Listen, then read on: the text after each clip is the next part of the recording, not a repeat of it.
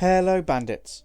Thanks to the folks at TinyBuild and Acme Game Studio, I've been taking a look through their new mythology-inspired action RPG Asterigos, Curse of the Stars.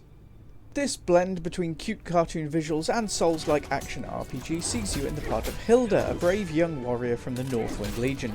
After your father goes missing, you'll take a perilous journey to find the lost city of Aphis, fighting creatures large and small in order to rescue him.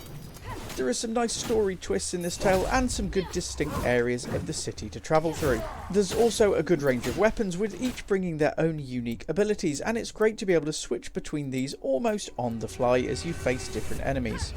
There is also a great mix of different enemies with loads of different races and creatures and 22 bosses to take on. Asterigos Curse of the Stars is rated by Peggy at 7 and above and by the ESRB at Everybody 10+. These ratings are mostly based on fantasy violence and in-game purchases, and as long as you have parental controls in place, the second shouldn't really be an issue. The US rating also references mild blood, but this isn't something I've really worried over, as the enemies that you meet mostly disappear into stardust once you finish with them. Overall, it isn't one that I'd hate the Micro Bandits getting their hands on, and it's getting a mostly harmless rating of 4 out of 5. In terms of accessibility, there are some good options for difficulty, as well as the usual subtitles and other assistance. Button combinations can get a little complicated, so it's not all the way accessible, but it is getting a low barrier rating of 4 out of 5 for accessibility. And with that stacked up onto the rundown. Gameplay, 3 out of 5. The core fighting mechanics within Asterigos are well created, especially for a first outing of this kind from Acme Studio.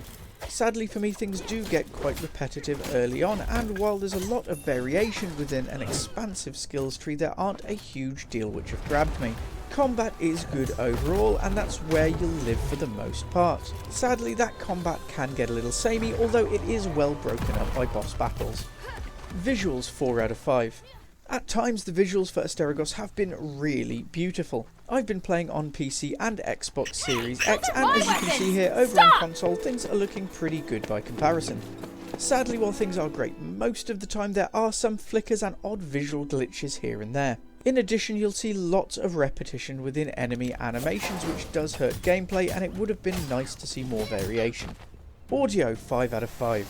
The voice acting for Asterigos is superb, and the soundtrack is truly beautiful. The audio has really shone out for me, and I've really enjoyed all aspects of it. Narrative, 4 out of 5. The story is another strong area of the title for me, and it has easily beaten counterparts such as Dark Souls and Thymesia.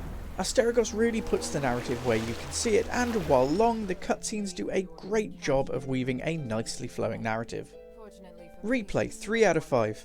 There are collectible notes and such scattered about the place, and combat mechanics really are fun to flip around with. I like the easy choice of different weapons, and this really does help mix things up and give you different playstyle options. Sadly, a mix of uninspiring skills tree and quite repetitive gameplay has really hit this one hard in the replay department. Overall, the Pixel Bandits What the Zeus level for Asterigos Curse of the Stars is a respectable 7 out of 10. The concept is enjoyable, and there's certainly a lot of good things to be said about this title. The visuals are at times bone-achingly good, and I've mostly enjoyed winding my way through some pretty well designed levels.